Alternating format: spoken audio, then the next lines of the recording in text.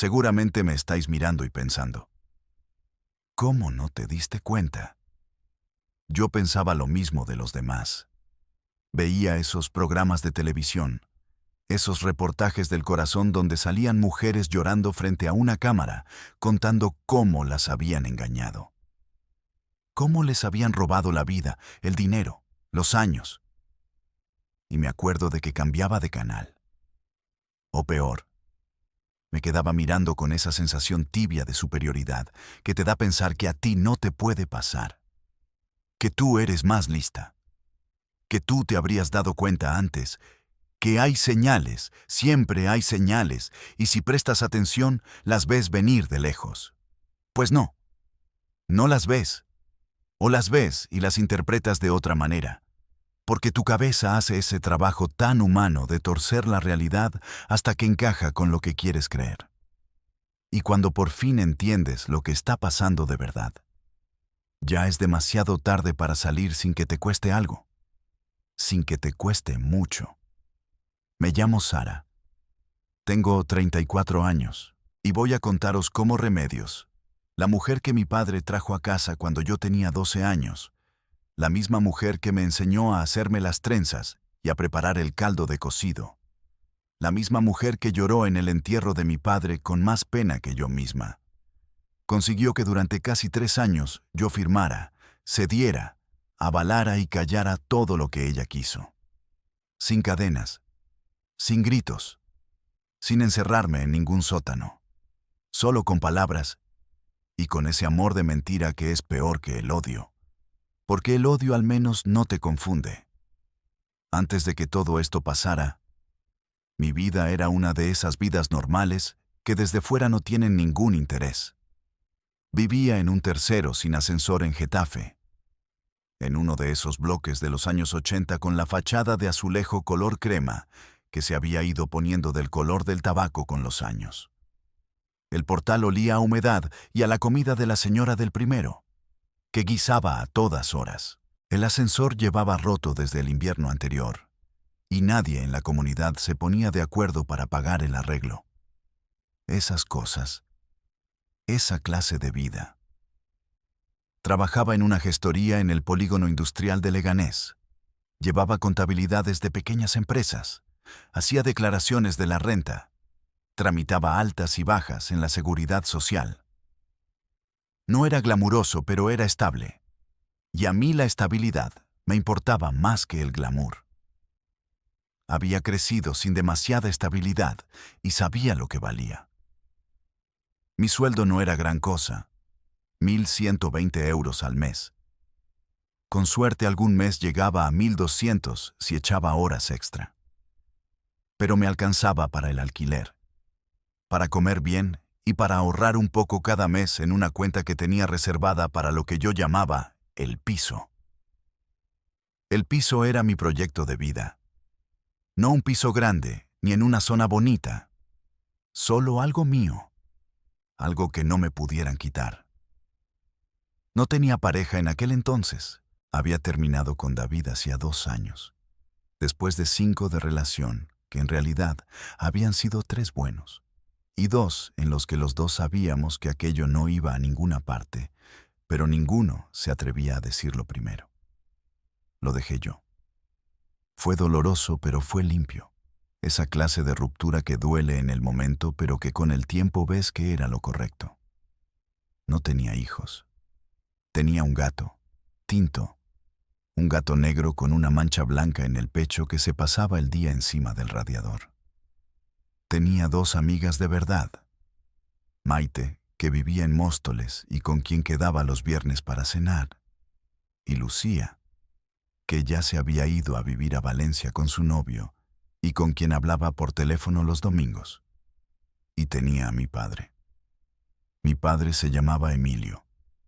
Era fontanero, o había sido fontanero, hasta que las rodillas le dijeron basta y tuvo que jubilarse anticipadamente. Vivía en Parla, en un piso que había comprado con mi madre a finales de los 80 y que siguió siendo suyo después de que mi madre se marchara. Primero de casa y luego, unos años después, del mundo. Mi madre murió cuando yo tenía 16 años. Un cáncer que fue rápido. De eso no voy a hablar mucho porque no tiene que ver con lo que os cuento y porque todavía hay cosas que no sé cómo poner en palabras. Lo que sí tiene que ver es Remedios. Remedios Alcántara Vidal. Así se llamaba. Así se llama porque sigue viva, que yo sepa, aunque ya no quiero saber dónde ni cómo. Remedios entró en la vida de mi padre cuando yo tenía 12 años. Era vecina de una cuñada suya, en Fuenlabrada. Una mujer de pueblo, de Cabeza del Buey, en Badajoz, que había llegado a Madrid de joven buscando trabajo y se había quedado. Tenía 2 años menos que mi padre. Era morena, con el pelo siempre muy recogido y una manera de andar que mi abuela describía como con garbo. A mí de pequeña me parecía guapa. Me acuerdo de que me impresionaba su manera de hablar. Directa, con ese acento extremeño que a mí me sonaba cálido, a tierra y a sol. Mi padre tardó casi 2 años en presentármela formalmente. Y cuando lo hizo, yo ya sabía que era seria, que no era un capricho de viudo solitario. Se lo vi en los ojos. A mi padre, digo. No se casaron nunca. Mi padre era de esa generación que había visto demasiadas complicaciones con los papeles y prefería vivir sin atarse. Pero Remedios se mudó al piso de Parla cuando yo tenía 14 años. Y desde entonces fue mi madrastra, aunque nadie la llamara así en voz alta. Yo la llamaba Reme. Ella me llamaba niña, incluso cuando ya no lo era.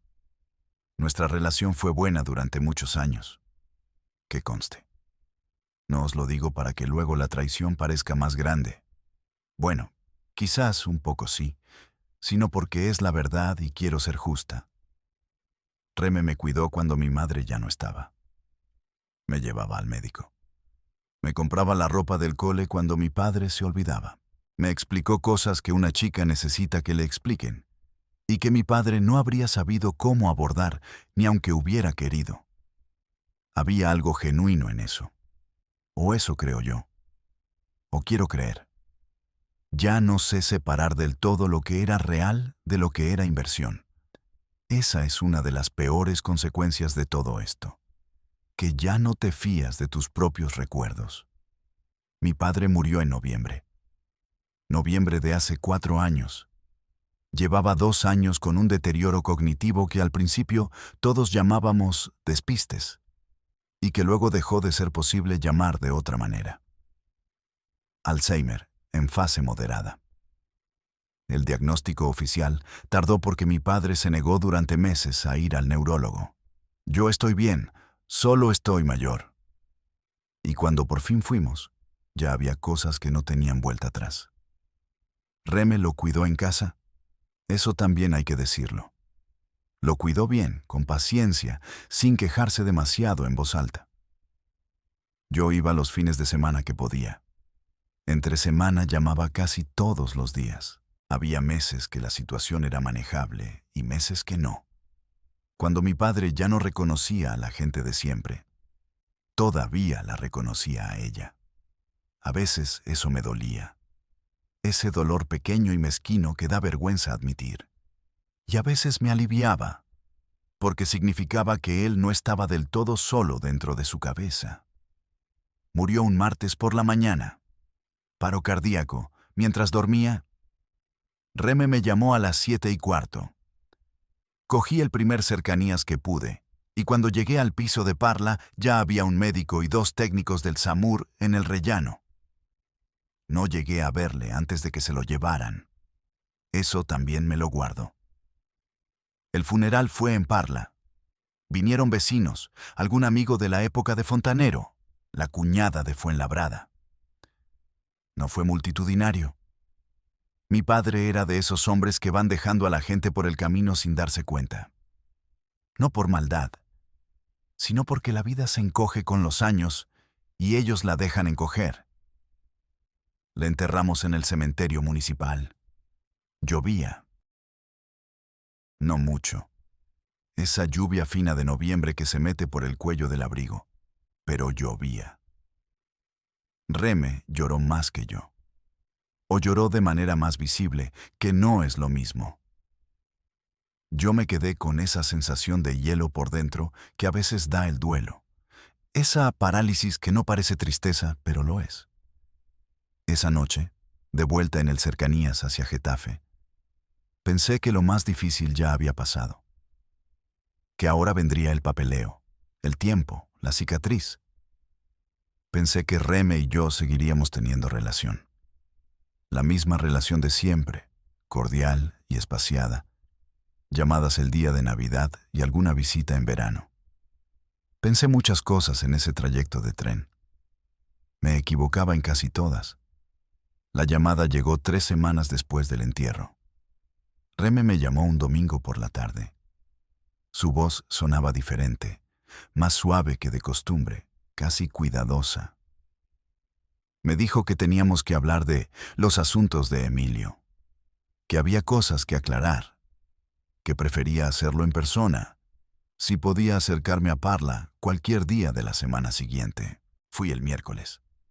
Cogí el coche, un Seat Ibiza de segunda mano, del 99, que compraba a plazos y que me daba más problemas de los que debería. Y llegué al piso de Parla poco antes de la 1 del mediodía. Reme me abrió la puerta con un delantal puesto. Olía a guiso. Me hizo pasar y me ofreció café. Todo era igual que siempre, exactamente igual, y eso me tranquilizó. Nos sentamos en el salón. En la mesa había una carpeta de cartón, de esas verdes con gomas elásticas. Reme la dejó ahí sin abrirla y empezó a hablar. Me dijo que mi padre había hecho testamento, que yo ya lo sabía. Sí, lo sabía, vagamente, sin haber prestado mucha atención porque esas cosas las piensas siempre lejanas. Me dijo que el testamento estaba en la notaría de Parla, que había que tramitar la herencia, que había una serie de cosas que gestionar. Hasta ahí, todo normal. Todo lo que me podía esperar. Y entonces abrió la carpeta. Mira, Sara, tu padre firmó esto hace 2 años. Cuando todavía estaba bien. Era un documento. Varios folios grapados con membrete de notaría. Lo cogí y empecé a leer. No lo entendí del todo a la primera. El lenguaje notarial es así, denso, con subordinadas que se enrollan sobre sí mismas, términos que parecen sencillos pero no lo son. Leí, volví a leer, y fui entendiendo. Mi padre había donado el piso en vida a Remedios. No todo. Había dejado para mí una parte de la herencia en metálico, lo que quedara en la cuenta corriente y los enseres personales. Pero el piso que él y mi madre habían comprado juntos en el 88, el piso en el que yo había crecido hasta los 18 años, ¿era ahora de Reme? Legalmente, sin vuelta atrás. Me quedé mirando el papel. ¿Cuándo fue esto?, pregunté. Y mi voz sonó rara, como si viniera de lejos. Hace 2 años, como te digo, cuando todavía estaba lúcido. Fue decisión suya, Sara. Yo no le pedí nada. Lo miré. La miré a ella. Estaba seria, con las manos cruzadas sobre la mesa, con esa expresión que ahora reconozco como calculada, pero que entonces me pareció sincera. Triste, incluso. ¿Y la cuenta? ¿Cuánto queda en la cuenta? Una pausa breve, brevísima. Luego, poca cosa. Los últimos 2 años fueron caros, Sara. Las medicinas, la ayuda a domicilio que tuvimos que contratar los últimos meses. Tu padre tenía la pensión, pero no llegaba para todo. Tuve que poner de lo mío también. Asentí. No sé por qué asentí. Creo que porque en ese momento mi cabeza estaba procesando demasiadas cosas a la vez, y asentir era la respuesta que menos energía requería. ¿Cuánto queda?, repetí. Algo más de 3.000 euros, que son tuyos, claro. Eso y lo que te corresponda por los muebles y las cosas personales. 3.000 euros. Y ningún piso. Cogí el café. Lo bebí aunque estaba frío. Miré por la ventana. las mismas ventanas de siempre, con las mismas macetas de siempre en el alféizar. Y pensé que mi padre había tenido derecho a hacer lo que quisiera con lo que era suyo, que era su casa, que Reme había estado con él 20 años, que lo había cuidado, que era lógico, que era justo incluso. Me lo repetí varias veces. Luego me fui a casa y lloré durante 1 hora seguida sin saber muy bien por qué. Eso fue el principio. Pero no fue la trampa. La trampa vino después, y vino vestida de otra cosa. 3 días después de esa visita, Reme me volvió a llamar. Esta vez, la voz era diferente, apurada, casi asustada. Sara, necesito pedirte un favor. Sé que no es el momento, sé que estás procesando muchas cosas, pero hay una deuda. Una deuda. De mi padre. Una deuda que Reme decía no conocer hasta que había empezado a revisar los papeles. Un préstamo personal que mi padre había pedido hacía 3 años a una entidad de crédito. De esas entidades de crédito de segunda fila. No un banco grande, sino una de esas con nombre raro, intereses altos, que te encuentras anunciadas en el periódico gratuito del metro. 8.000 euros, con intereses acumulados. ¿Un préstamo? No me cuadraba. Mi padre no era de pedir préstamos. Era de los que guardaba el dinero en el cajón antes de pedirle nada a nadie. Yo tampoco lo sabía, Sara. Apareció entre sus papeles. Hay cartas de la empresa, hay un número de expediente. Los intereses han ido subiendo. Ahora son casi 12.000. Silencio. Reme, si el préstamo está a su nombre, cuando alguien muere. Sí, ya sé lo que dices. Pero hay un problema. Hay un aval. Y ahí estaba. El aval era yo. O más exactamente, había un documento, entre los papeles que Reme había encontrado, en el que mi nombre y mi DNI aparecían como avalistas del préstamo. Firmado. Con mi firma. Eso es imposible, dije. Yo nunca firmé nada de eso. Sara, ¿hay una firma? Pues no es mía. Pausa larga.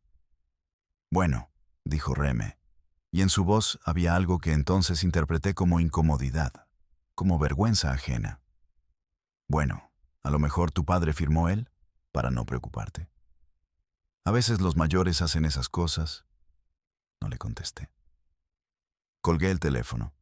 Me senté en el suelo de la cocina, literalmente en el suelo, con la espalda contra el armario, y me quedé ahí un rato sin pensar en nada. Lo que siento ahora, con perspectiva, es que eso era ya la trampa. Que en ese momento la trampa ya estaba cerrada y yo todavía no lo sabía. Pero voy demasiado deprisa. Hay que contar las cosas en orden. Los días siguientes fui a la notaría de Parla. El notario, un hombre mayor, con gafas de montura gruesa y la actitud de quien ha visto demasiados líos familiares para sorprenderse, me confirmó que la donación del piso era legal y firme, que había sido firmada por mi padre en un momento en que, según los registros, no había diagnóstico oficial de incapacidad, que yo podría impugnarlo si lo creía conveniente, pero que sería un proceso largo, caro y con pocas garantías. ¿Cuántas posibilidades tendría? Se quitó las gafas, las limpió, se las volvió a poner. Depende de lo que pueda demostrar. ¿Tiene usted pruebas de que su padre no estaba en plenas facultades en esa fecha concreta? No las tenía. Los diagnósticos venían de después. En ese momento, 2 años antes, cuando firmó, mi padre todavía conducía. Todavía se valía. Salí de la notaría con el sol de diciembre dándome en la cara y ese frío seco de la meseta que te pela los nudillos. Me senté en un banco de la plaza, delante de una fuente que no tenía agua. Saqué el móvil y llamé a Maite. Le conté todo, o casi todo. Lo del piso, lo de la deuda, lo del aval con mi firma. Maite me escuchó sin interrumpir, que es una de las cosas que más quiero de ella. Sara, me dijo cuando terminé, ¿has ido a un abogado? No. Pues ve, mañana, antes de hacer nada más, antes de hablar más con Reme, antes de firmar ningún papel que te pongan delante. ¿Me oyes? Sí. ¿Lo harás? Sí, Maite. Lo hice. Fui a un abogado. A uno de esos despachos pequeños en una calle de Leganés, con el nombre del letrado en la puerta en letras doradas un poco desconchadas. Un hombre joven, serio, que me escuchó tomar notas. Cuando terminé me dijo que la situación del piso era complicada, pero no imposible. Que si podíamos demostrar una influencia indebida en el momento de la firma, habría base para impugnar. En cuanto al aval, necesitábamos ver el documento original, verificar la firma, hacer una pericial caligráfica si era necesario. ¿Cree usted que la firma es falsa?, me preguntó. Sí, dije. Creo que sí, porque lo creía. No tenía otro recuerdo de haber firmado nada semejante. Era imposible, o casi imposible, porque entonces me vino un pensamiento incómodo, de esos que uno intenta apartar. ¿Y si mi padre me había pedido que firmara algo y yo lo había hecho sin leerlo? ¿Y si en algún momento, entre los 1000 papeles de la gestoría que yo tramitaba de memoria, me habían colado una firma? No, no, no lo recordaba. Y yo tenía buena memoria para esas cosas, para los números, para los documentos. Necesito ese documento, dije al abogado. Necesito verlo. Y aquí es donde empieza la parte que más me cuesta contar. No porque sea la más dramática, sino porque es donde yo tomé las decisiones que tomé. Y entender por qué las tomé requiere que os cuente cómo era yo entonces. No solo los hechos, sino la cabeza que había detrás de los hechos. Yo era, y supongo que sigo siendo en parte, una persona que necesita que las cosas tengan sentido, que encajen, que haya una explicación razonable para cada cosa. Cuando algo no encaja, mi primer instinto no es el pánico ni la desconfianza. Es buscar la explicación que lo haga encajar. Eso que los psicólogos llaman disonancia cognitiva, aunque yo no sabía ese término entonces. Tú tienes una imagen de alguien. Reme, que me había cuidado, que había llorado en el entierro, que llevaba 20 años con mi padre. Y de repente hay información que no encaja con esa imagen. Y en lugar de cambiar la imagen, lo que haces es torcer la información. Buscar la manera de que todo sea un malentendido, un error, una mala comunicación. Por eso, cuando Reme me llamó una semana después del abogado y me dijo que quería reunirse para aclarar las cosas, yo fui. Fui a Parla otra vez. Era un sábado. Ella había preparado comida. Lentejas, mi plato favorito de cuando era niña. Eso tendría que haberme dicho algo. Me sentaré a comer contigo y con la comida que me hacías de niña y te convenceré de lo que necesite. Pero yo me senté. Y comí. Durante la comida apenas hablamos de nada importante. ¿Cómo estaba yo? ¿Cómo estaba ella? ¿Qué frío hacía? Que el piso necesitaba una mano de pintura. La carpeta verde estaba encima de la mesa del salón, visible pero no protagonista, como un actor que espera en el fondo del escenario. Cuando levantamos los platos, Reme la cogió y la trajo a la mesa. Mira, Sara, sé que fuiste al abogado. Es tu derecho, no te reprocho nada. Pero quiero que entiendas algo. Su voz era tranquila, casi dulce.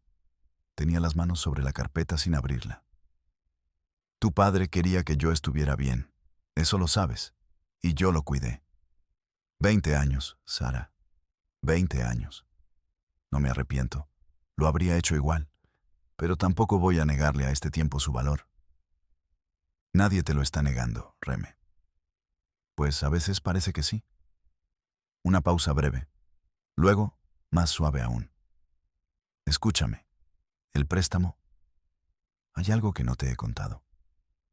No porque quisiera ocultártelo, sino porque es complicado y no quería que te llevaras una imagen mala de tu padre. Me quedé quieta, esperando. Ese préstamo lo pidió él para ayudarte a ti. No dije nada. Hace 3 años, cuando rompiste con David y tuviste que quedarte con el alquiler tú sola, ¿te acuerdas que hubo un par de meses difíciles? Sí, me acordaba. Había habido 2 meses en que el dinero no llegaba bien, cuando tuve que ajustar gastos. Le había dicho a mi padre que estaba un poco justa, sin dramatismo, solo comentando. Tu padre pidió ese préstamo para transferirte dinero, para que no te preocuparas. No te lo dijo porque no quería que te sintieras en deuda. Lo miré, y en mi cabeza, en esa cabeza mía que busca la explicación que lo hace encajar, la historia empezó a colocarse en su sitio. Sí, era posible. Era muy propio de mi padre hacer algo así sin decírmelo. De esa generación de hombres que dan y no dicen que dan, que cargan y no dicen que cargan. Pero la firma, dije. Reme, hay una firma con mi nombre. Ella asintió lentamente. Lo sé. Otra pausa.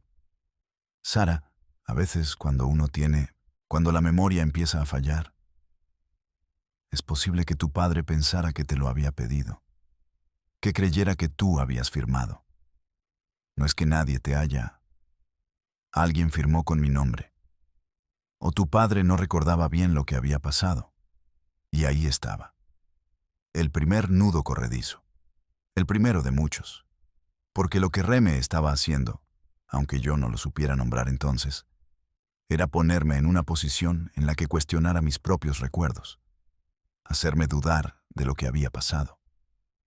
¿Y si yo sí había firmado? ¿Y si mi padre me lo había pedido en un momento de distracción y yo no recordaba? ¿Y si estaba confundiendo sus mentiras con los olvidos de un hombre enfermo?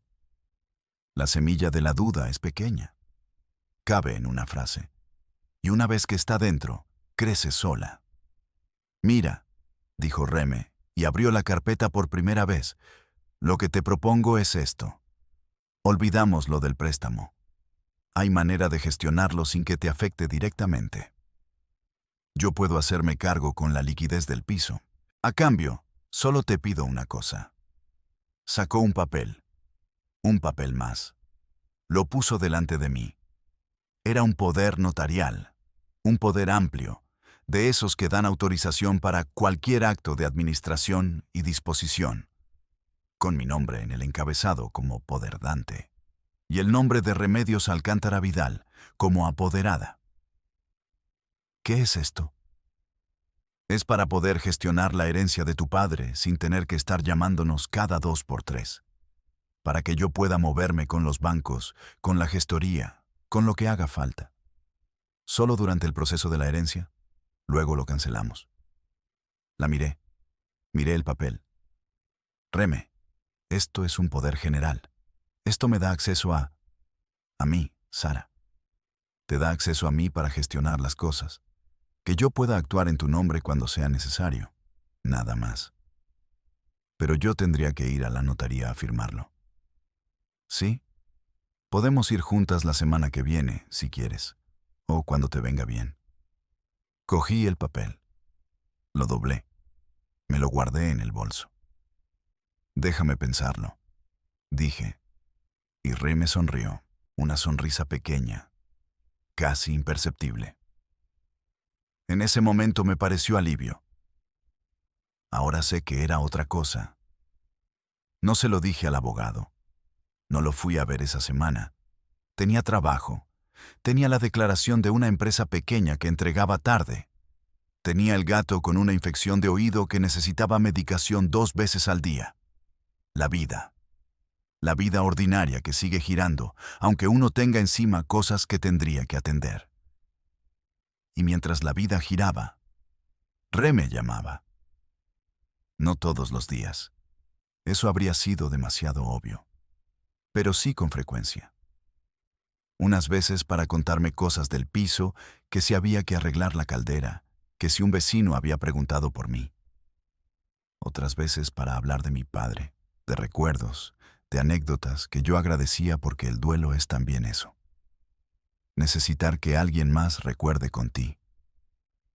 Y en esas conversaciones, de vez en cuando, casi de pasada, alguna mención a los papeles, a que las cosas seguían sin resolverse, a que el banco había llamado por el préstamo, a que sería bueno ir aclarando. Lo que Reme hacía, y esto lo entiendo ahora, no lo entendía entonces, era normalizarme la situación. Hacer que los papeles, el poder, la deuda, fueran parte del paisaje cotidiano de nuestras conversaciones, que dejaran de ser urgentes y alarmantes y se convirtieran en algo que estaba ahí, pendiente, algo que tarde o temprano habría que resolver. Sin prisa pero sin pausa. Y yo me dejé. Me dejé porque estaba de duelo. Me dejé porque era Reme, que era casi mi familia. Me dejé porque mi cabeza, esa cabeza mía que necesita que las cosas encajen, había encontrado la versión de la historia que encajaba con la imagen que yo tenía de ella, y no quería desmantelarla. Lo del poder notarial lo firmé 6 semanas después del entierro de mi padre. Fui a la notaría con ella, a la misma de Parla, con el mismo notario de gafas de montura gruesa. El notario me leyó el documento. Me preguntó si lo entendía. Le dije que sí. Me preguntó si era mi voluntad libre. Le dije que sí, y firmé. No sé qué cara tenía en ese momento. Ojalá hubiera alguien que me lo pudiera decir.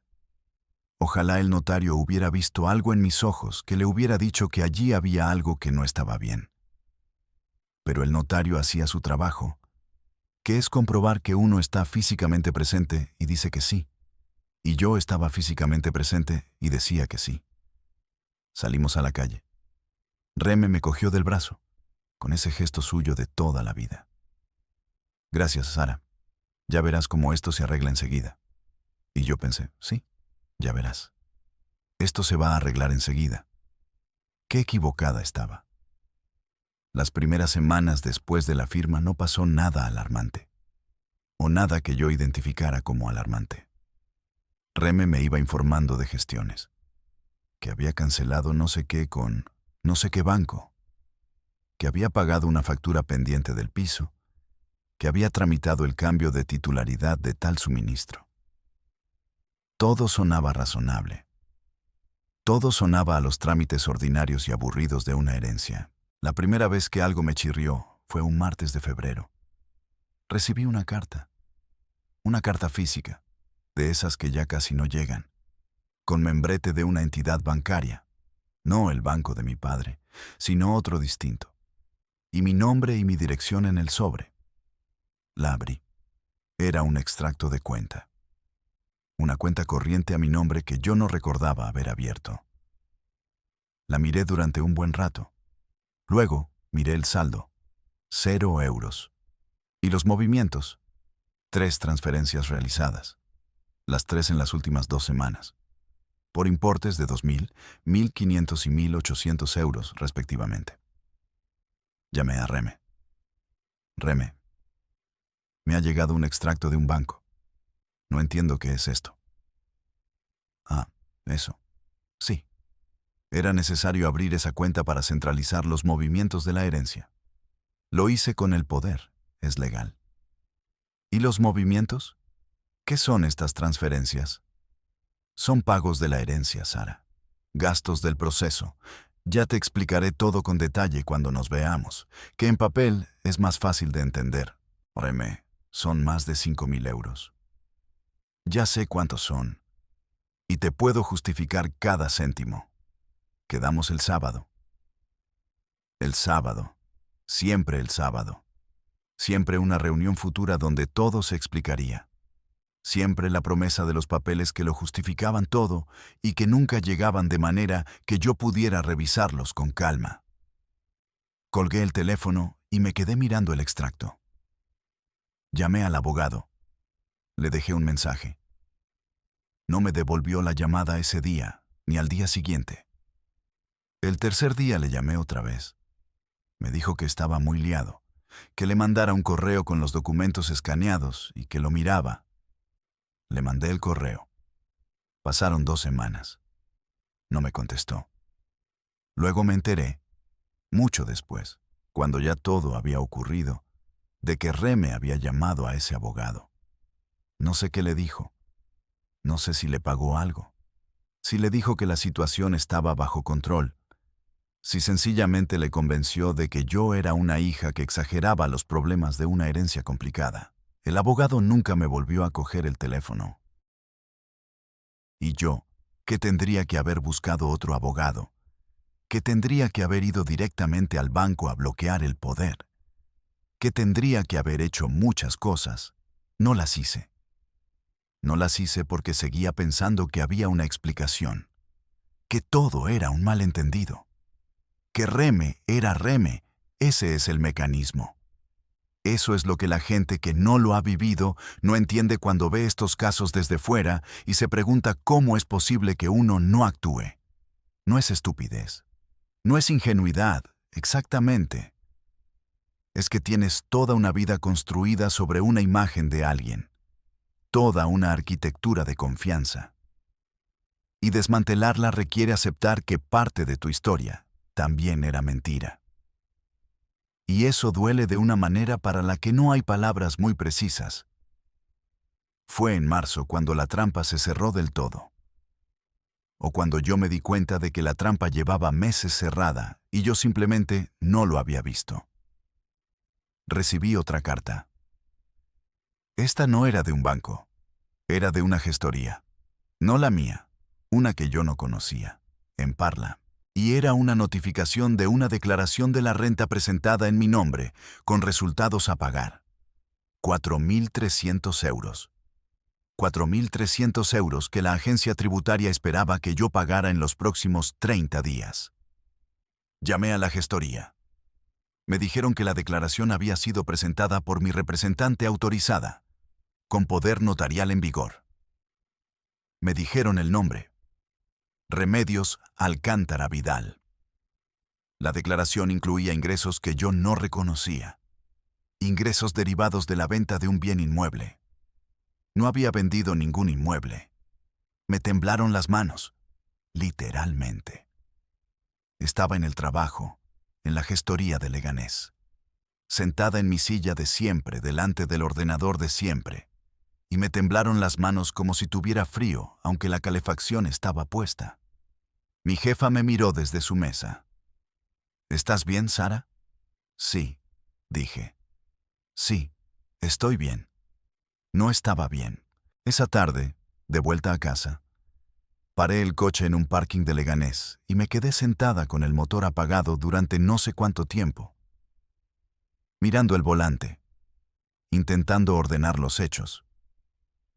El poder notarial que yo había firmado le daba a Reme capacidad para actuar en mi nombre. Ella había abierto cuentas a mi nombre. Había movido dinero. Había presentado declaraciones fiscales que incluían operaciones que yo no había realizado. Y todo, era posible porque yo había firmado ese papel en aquella notaría de Parla con el notario de gafas de montura gruesa que me preguntó si lo hacía por voluntad propia. Y yo dije que sí. Fui al registro de la propiedad. Pedí nota simple de cualquier inmueble registrado a mi nombre. Había uno. Un local comercial en Fuenlabrada. Un bajo de 70 metros que yo nunca había visto ni pisado, que figuraba transferido a mi nombre 3 meses antes y vendido a un tercero un mes después por 58.000 euros. 58.000 euros que no habían llegado a ninguna cuenta mía, y sobre los que ahora Hacienda me reclamaba la plusvalía.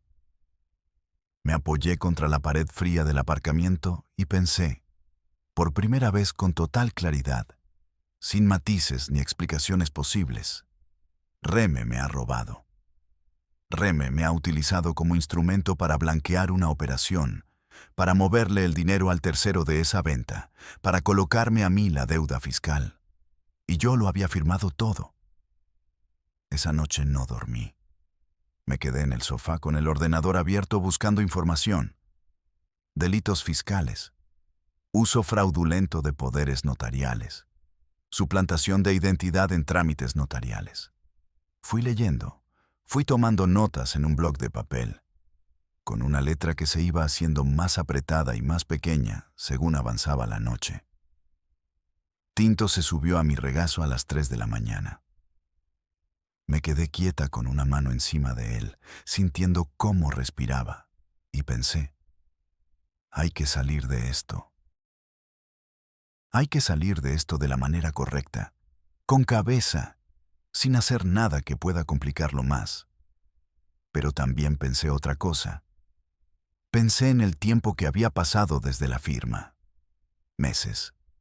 Varios meses en los que Reme había estado actuando en mi nombre, moviendo dinero, firmando documentos, creando un rastro de papel que llevaba mi nombre en cada folio, pero que yo no recordaba. Y pensé, ¿cuánto más hay? ¿Cuánto más ha pasado que todavía no sé? Esa pregunta me fue comiendo por dentro durante semanas. Porque buscar respuestas era también confirmar que la magnitud de lo que había pasado era mayor de lo que quería aceptar. Y aceptarlo significaba desmontarlo todo. La imagen de Reme.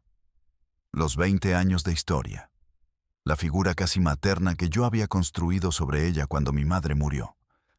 Todo mentira. O no todo. O quizás sí. No sé. Todavía no sé cuánto era mentira y cuánto era real. Creo que nunca lo voy a saber con certeza. Y esa incertidumbre es, a su manera, su propia forma de condena. Los días que siguieron a aquella noche en el sofá fueron los más extraños de mi vida. No los más duros, eso vendría después, sino los más extraños, porque por fuera todo seguía igual y por dentro yo era ya otra persona. Iba al trabajo. Hacía declaraciones de la renta de otras personas con una concentración casi mecánica, esa concentración que te da el piloto automático cuando la cabeza está en otra parte. Comía. Dormía mal, poco, pero dormía. Llamaba a Maite los viernes como siempre. No le conté nada. No se lo conté porque todavía no sabía exactamente qué contar. Porque nombrar las cosas en voz alta las hace reales de una manera distinta a tenerlas dentro de la cabeza. Y yo todavía no estaba lista para esa realidad. Y también, y esto me cuesta admitirlo, porque me daba vergüenza. Una vergüenza irracional, lo sé. Pero vergüenza al fin, había firmado ese poder. Nadie me había puesto una pistola en la cabeza. Había ido a esa notaría con mis 2 piernas y mi cabeza más o menos en su sitio y había dicho que sí. ¿Cómo ibas a explicar eso sin que la gente pensara que eras tonta o ingenua o las 2 cosas? Esa vergüenza es otra herramienta del engaño. Ahora lo sé.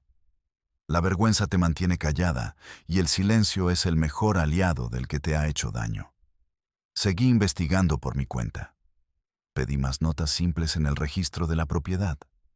Pedí extractos de las cuentas que aparecían a mi nombre. Fui al banco grande, el de toda mi vida, no el que Reme había abierto. Y pedí una cita con el director de la oficina. Un hombre joven, con traje azul marino y una expresión de querer ayudar, pero no saber muy bien cómo. Le expliqué la situación. O parte de la situación. Le dije que creía que alguien estaba usando mi nombre para operaciones que yo no había autorizado. Que tenía un poder notarial en vigor que necesitaba cancelar. Me miró. ¿Usted misma firmó el poder? Sí. ¿En notaría? Sí. Entonces, para cancelarlo tiene que ir a la misma notaría o a cualquier otra y firmar la revocación. Lo sé. Lo voy a hacer. Pero mientras tanto, ¿pueden bloquear el acceso a mis cuentas desde ese poder? Una pausa. Si usted misma firmó el poder ante notario, nosotros no podemos bloquearlo sin una resolución judicial. Lo que sí puede hacer es revocar el poder, que surte efecto inmediato una vez inscrito. Revocar el poder. Sí. Lo primero era eso. Ir a la notaría y revocar el maldito poder. Lo hice esa misma tarde.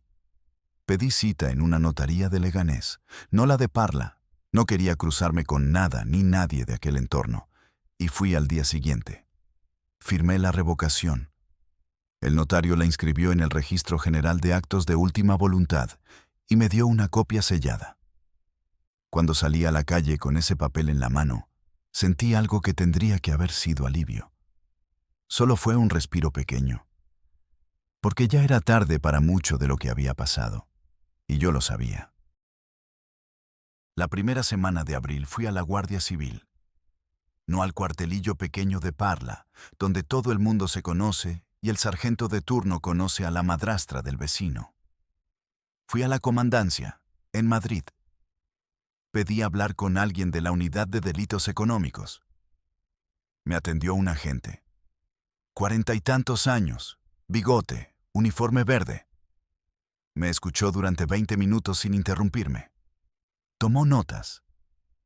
Cuando terminé, me miró con una expresión que era a partes iguales profesional y resignada. La expresión de alguien que ha escuchado variaciones de esa misma historia demasiadas veces. El problema, me dijo, es el poder notarial. Si usted lo firmó voluntariamente, lo que ha hecho la señora está en una zona gris. Puede argumentar que actuaba conforme al mandato que usted le otorgó. Pero yo no la autoricé a comprar y vender inmuebles a mi nombre. No la autoricé a presentar declaraciones fiscales con operaciones falsas. ¿Tiene documentación de qué operaciones hizo exactamente con ese poder? Tengo la nota simple del registro. Tengo el extracto del banco. Tengo la carta de Hacienda. Va a necesitar más. Va a necesitar demostrar que las operaciones se hicieron sin su conocimiento y sin su beneficio. Que el dinero de esa venta no llegó a usted. No llegó a mí. ¿Puede demostrarlo? Saqué todos los extractos que llevaba en la carpeta. Los puse sobre la mesa. El agente los fue mirando uno por uno con esa lentitud metódica de quien lee documentos a diario y no tiene prisa.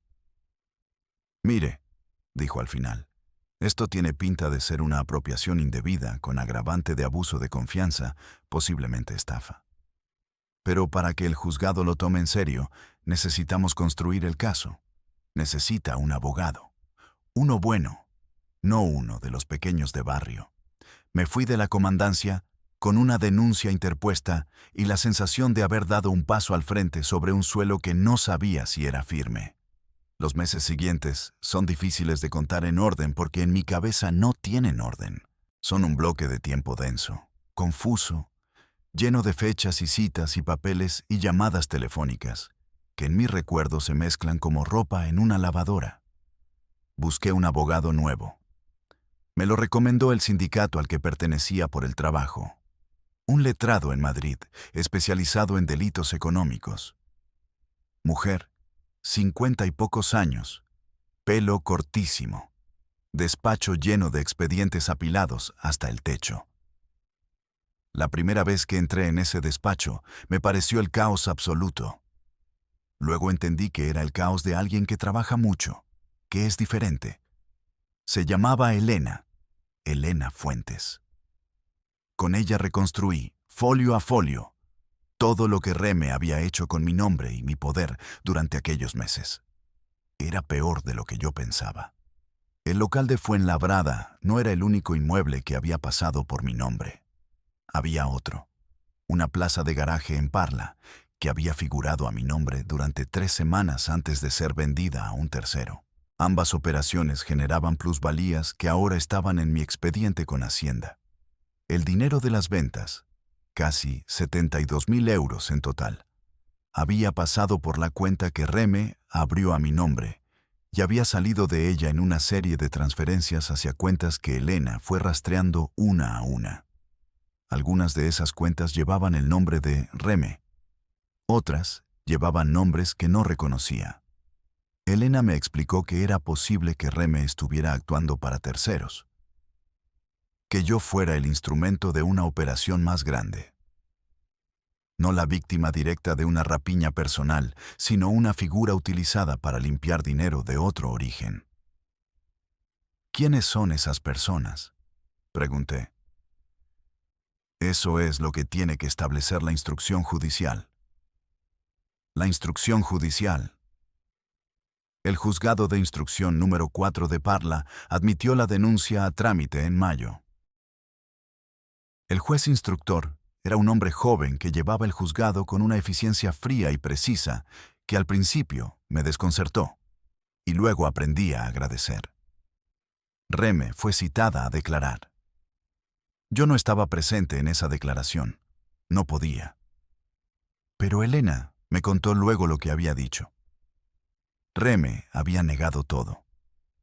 No solo lo había negado. Lo había negado con una coherencia y un detalle que demostraban que llevaba tiempo preparada para ese momento. Tenía explicaciones para cada operación, cada transferencia, cada documento. Decía que yo lo sabía todo, que lo habíamos hablado, que tenía mensajes de WhatsApp que lo demostraban. Mensajes de WhatsApp. Elena me miró cuando me lo contó. ¿Le has enviado mensajes sobre estas operaciones? Le he enviado mensajes preguntando qué eran, preguntando por los extractos, por las cartas. Y ella que respondía, que me lo explicaría, que nos veíamos el sábado, que ya lo entendería. Elena asintió lentamente. Eso puede interpretarse de dos maneras. Su abogado va a intentar interpretarlo de la manera que le convenga. Eso fue el momento en que entendí que esto no iba a ser rápido, que no iba a ser sencillo, que Reme era lista, mucho más lista de lo que yo había querido ver, y que se había preparado para esta posibilidad con la misma meticulosidad con que había ejecutado todo lo demás. Hubo un periodo, entre el verano y el otoño de ese año, que fue el peor de todo el proceso. No porque pasaran cosas dramáticas, sino precisamente porque no pasaba nada. El juzgado iba a su ritmo, que es un ritmo que quien no lo ha vivido no puede imaginar. Semanas sin novedades, citaciones que se postergaban, diligencias que tardaban en practicarse. Elena me llamaba cuando había algo que contar y a veces pasaban 3 semanas sin que llamara. En ese tiempo, Reme me llamó 3 veces. La primera vez no cogí el teléfono. La segunda, lo cogí sin querer. El móvil resbaló y la llamada se conectó sola. Oí su voz un segundo. Solo un segundo, antes de colgar. La tercera vez cogí el teléfono a propósito. No sé por qué. Supongo que parte de mí todavía necesitaba escucharla. Todavía esperaba que hubiera alguna explicación que lo hiciera encajar. Sara, necesito que me escuches. Te escucho. Sé que estás enfadada. Sé que esto parece malo. Pero hay cosas que no sabes, cosas que no puedo explicarte por teléfono. Si te vienes a Parla un momento. No voy a ir a Parla. Un silencio. Sara, soy la única que puede ayudarte con Hacienda. Yo sé de dónde viene todo esto. Sé cómo resolverlo. Si sigues con el juicio, tengo abogada. Sara, Reme, no vuelvas a llamarme. Colgué. Me quedé sentada en el borde de la cama con el teléfono en la mano y el corazón latiéndome demasiado rápido para lo que acababa de ocurrir. Era una conversación de 30 segundos, pero me había costado más de lo que quiero admitir. Porque su voz seguía siendo su voz. La misma voz de siempre. Y el cerebro tiene esa crueldad de separar la voz del hecho, de escuchar a Reme y recordar a la Reme de antes, la que me hacía las trenzas, la que me compraba la ropa del cole. Y de tener que recordarte activamente que esa persona y esta persona son la misma, aunque no lo parezcan. Llamé a Elena y le dije que Reme había intentado contactar conmigo. Elena me dijo que lo anotara, que guardara registro de cada contacto, que podría ser relevante. Guardé registro. De esa llamada y de otras 2 que vinieron después. De números que no reconocía, pero que Elena luego identificó como teléfonos del entorno de Reme. Llamadas cortas, sin mensaje, que cortaban cuando no cogías. La técnica del agotamiento. Hacerte saber que estás en su cabeza, que sigue siendo un asunto pendiente para ella, sin dejar pruebas claras de acoso. En septiembre, la investigación del juzgado empezó a arrojar resultados que yo no me esperaba. El local de Fuenlabrada y la plaza de garaje de Parla no habían sido las únicas operaciones. Los investigadores encontraron otras 2 transacciones, una en Móstoles, otra en Leganés, que seguían el mismo patrón. Inmuebles que habían figurado brevemente a nombre de personas distintas antes de ser vendidos, generando plusvalías que quedaban en manos de los intermediarios. En todos los casos había un poder notarial de por medio. En todos los casos la persona cuyo nombre aparecía decía no saber nada. Yo no era la única víctima. Eso lo supe un martes de septiembre, cuando Elena me llamó por teléfono con una voz que tenía un tono diferente. Más viva, más tensa. Esa tensión de cuando uno sabe que tiene algo importante entre manos. Sara, hay más afectados. Al menos 3 personas más que han pasado por el mismo esquema. El juez ha ampliado la instrucción. Esto es más grande de lo que pensábamos. Me senté. Estaba en la cocina, con el café en la mano. ¿Quiénes son? No puedo darte sus datos, ya lo entiendes. Pero hay una mujer mayor de Parla, un hombre de Fuenlabrada y otra persona más, todos con poderes notariales firmados. Todos con operaciones inmobiliarias a su nombre, que dicen no conocer.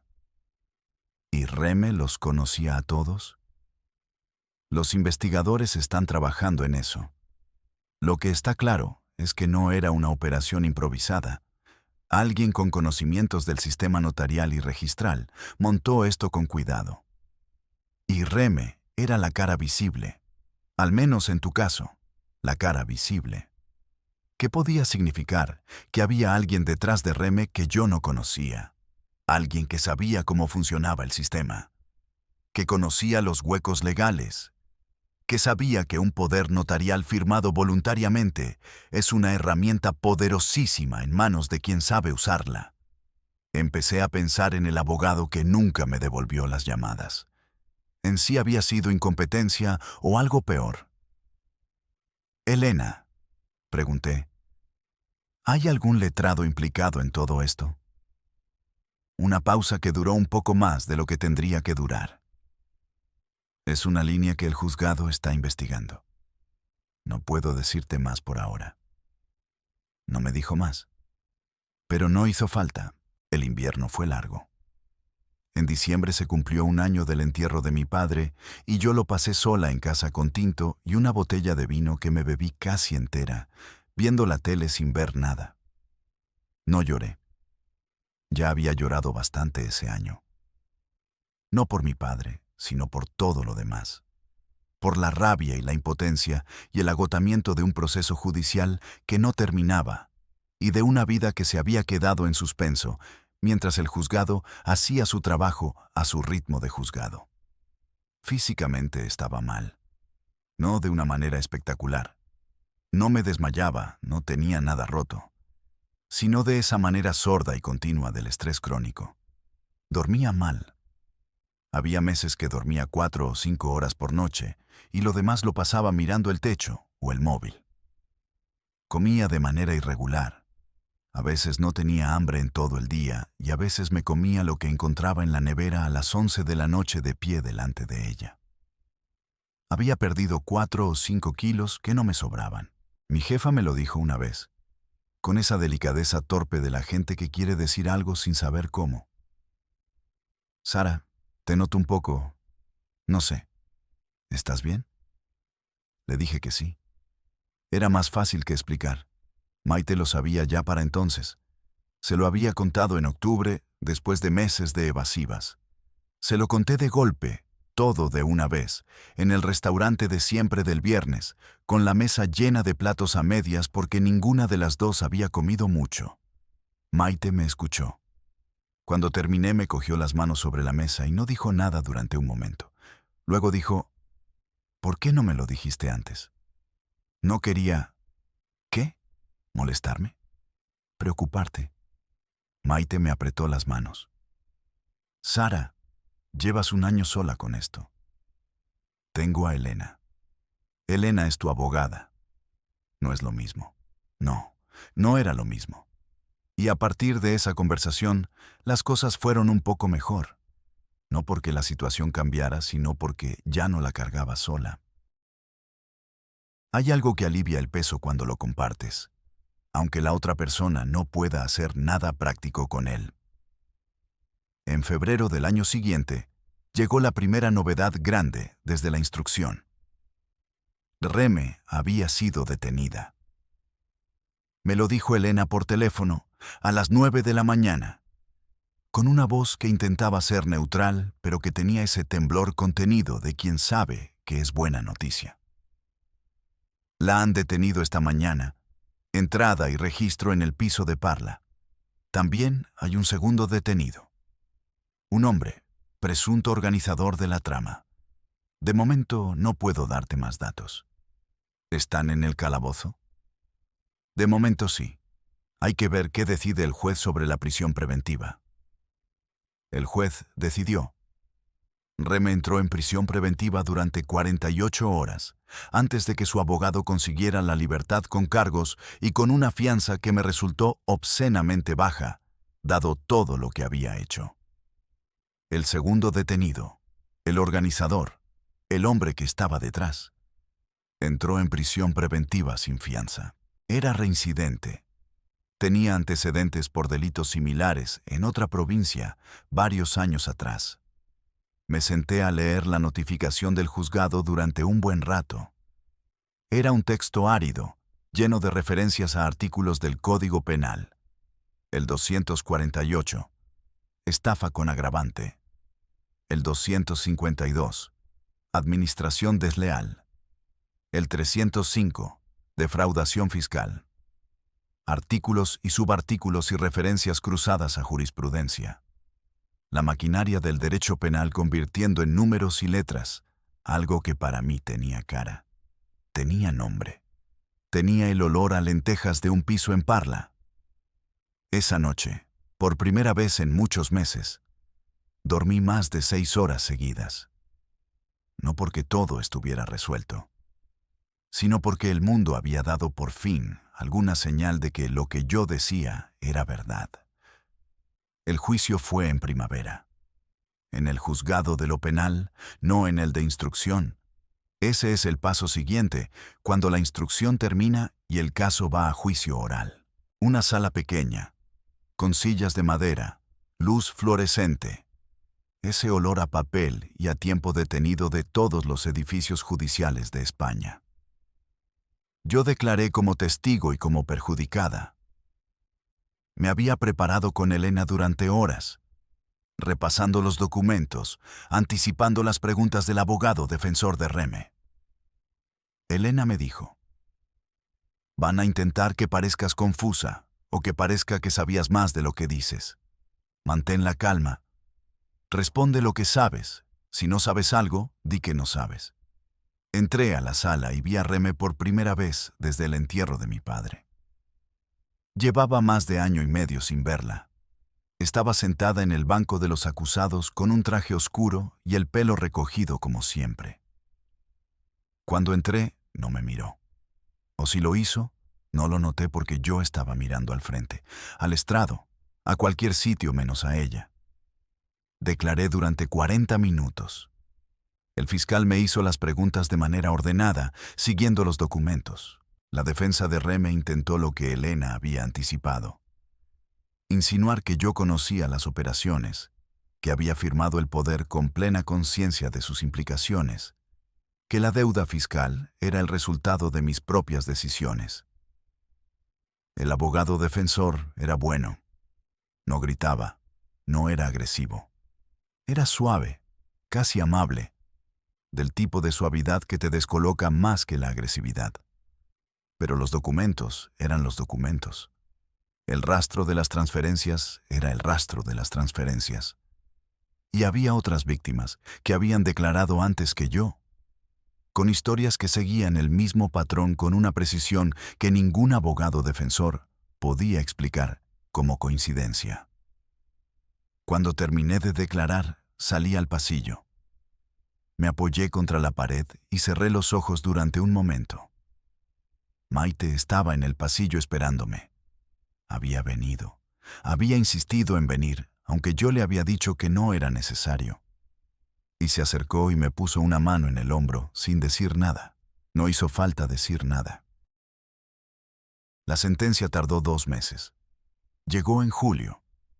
Elena me llamó a las 6 de la tarde, cuando yo ya estaba en casa, ya en pijama, ya con tinto en el regazo y la tele puesta de fondo. Remedios. Alcántara Vidal. Culpable. Estafa agravada. Administración desleal. Participación en defraudación fiscal. 4 años y 8 meses de prisión. Suspendidos condicionalmente, dado que no tenía antecedentes y era mayor de 60 años. Obligación de reparar el daño económico causado a las víctimas. Orden de alejamiento. El segundo acusado, el organizador. 6 años de prisión efectiva.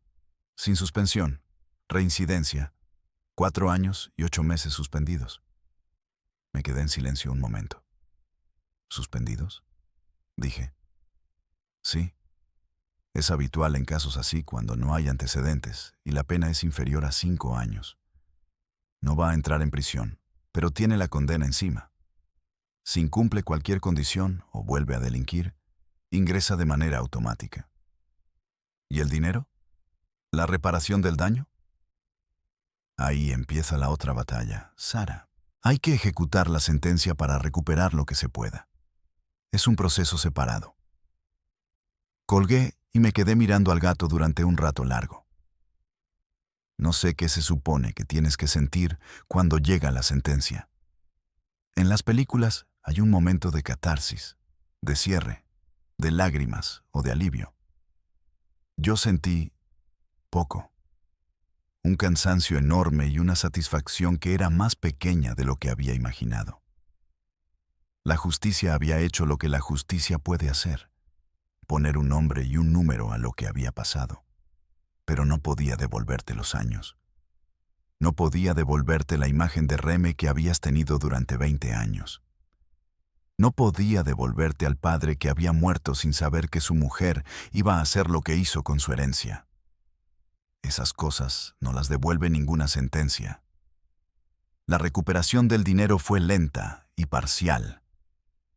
La ejecución de la sentencia, ese proceso separado que Elena había mencionado, duró casi otro año. Al final recuperé poco más de 16.000 euros de los 70 y tantos que habían pasado por mi nombre. El resto había desaparecido en una madeja de cuentas y terceros que el juzgado no pudo desenredar del todo. Con Hacienda fue otro proceso. Elena negoció con la agencia tributaria, aportando la sentencia y toda la documentación del caso. Al final se reconoció que yo no había realizado las operaciones, que había sido víctima de un fraude, y la deuda fiscal quedó anulada. Ese proceso tardó casi 1 año y medio más.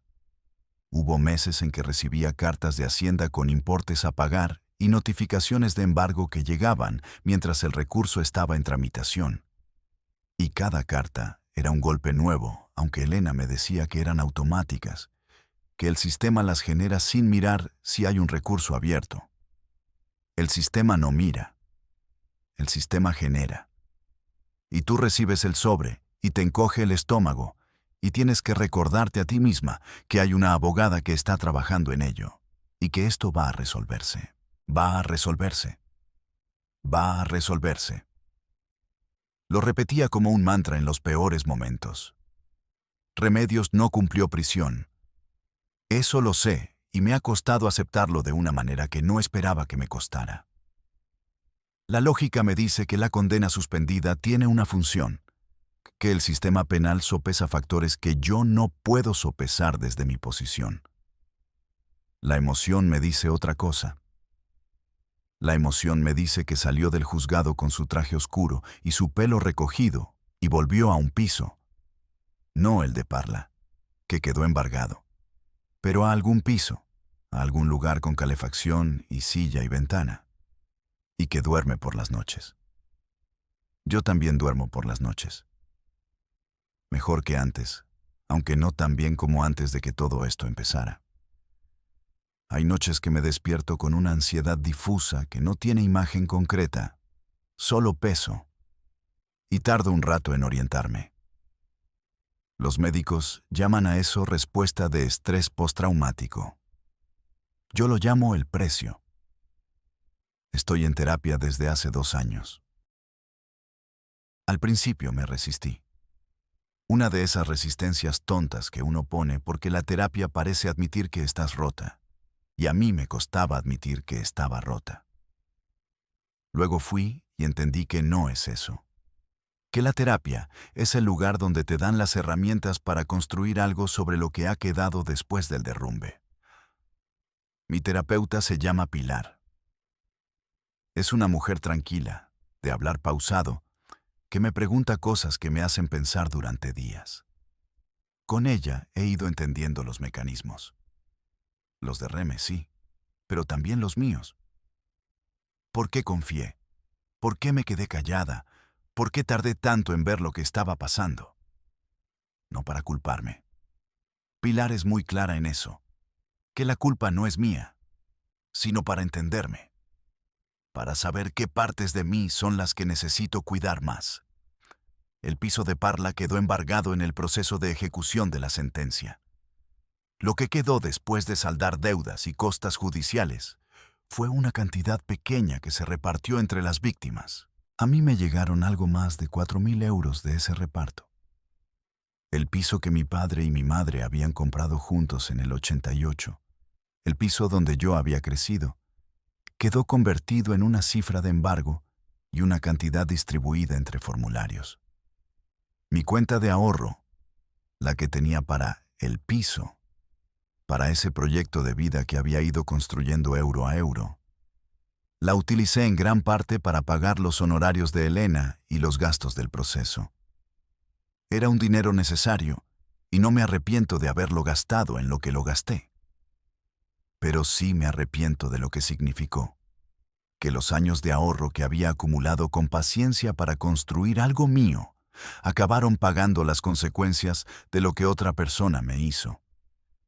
Sigo viviendo en el tercero de Getafe. El ascensor se arregló, al final. Eso es algo. ¿Por qué cuento esto? Me lo han preguntado. Maite me lo preguntó cuando supo que iba a venir aquí. Me dijo, con toda la delicadeza que la caracteriza, que es bastante poca cuando se trata de cosas importantes. Sara, ¿de verdad quieres que todo el mundo sepa lo que pasó? Y yo pensé, sí quiero. No por Reme, no para que le caiga más condena ni más vergüenza pública. Ya no me importa Reme de esa manera.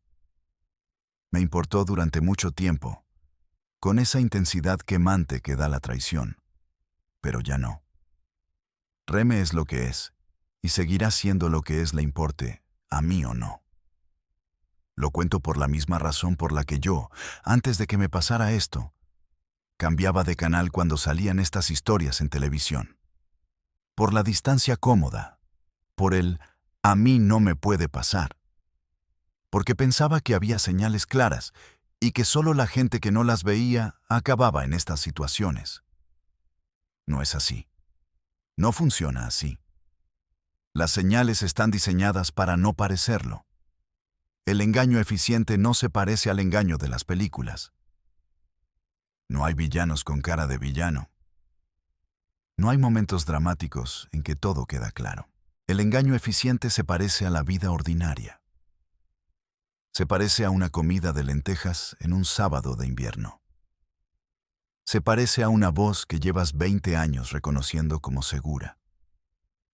Se parece a la fatiga del duelo, a los trámites que se acumulan, al deseo humano y perfectamente comprensible de que las cosas sean lo que parecen. Cuento esto porque si una sola persona que está mirando esto ahora mismo tiene un sobre encima de la mesa que no entiende del todo, o un papel que le han pedido que firme con prisa, o una persona de confianza que gestiona cosas en su nombre y da explicaciones vagas que prometen ser detalladas luego.